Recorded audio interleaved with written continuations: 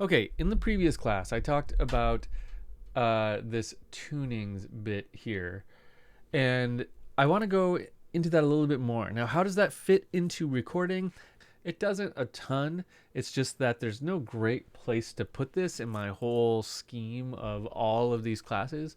And so I wanted to put it here just to get it into your head while you're starting to think about producing music with Live. So,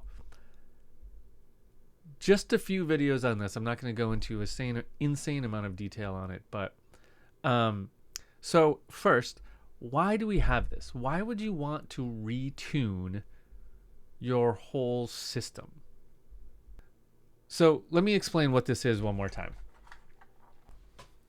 If you look at a piano, you don't need to know how to play piano for this to make sense. So we have 12 notes to the octave. It goes here, and then the next black note, and then white note, and then black note, white note, black note, white note, black note. Oops, I'm backwards with black note, white note, black note, white note, and then white note again. These are the same. Oh, this is hard to do in mirror. These are the same note, but an octave higher. Okay, so all you really need to know is this one is called C, and this one is called C. Okay, these are both C's. There are 12 notes per octave. So we take the span of an octave and we chop it into 12 equal notes. This is a system that we've used for the last several hundred years called equal temperament. And the system we used before that was pretty close to it, almost identical. But if you listen to people who perform music in a period way, meaning like they perform music exactly like Vivaldi would have heard it, it's going to sound a little bit different because the tuning system was very slightly different back then. But anyway, our system of doing it, equal temperament, is not universal. Not everywhere in the world uses equal temperament.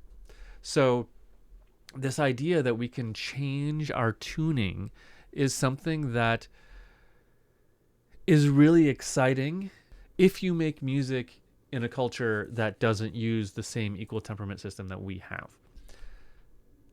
So this really kind of opens up the use of Live to people from all over the world who may not have had an interest in producing electronic music before, because there was no way for them to do it without doing really weird stuff or making music that was in a system that was very foreign to them.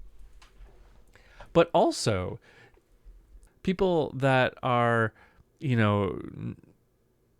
that have grown up, hearing the equal temperament system like most of us have, a lot of those people have been experimenting with alternate tunings for a long time. Someone like Aphex Twin for years has done things where he's retuned some of his synthesizers to get different notes. And that's why when you listen to some of his music, some of those keyboards just sound off in a weird kind of disturbing way. And that's because he's tuned to a whole different tuning system. So it's really cool that we can just change it. It's wild, and it's going to do amazing things for music. So let's talk about how you would change it if you wanted to do it.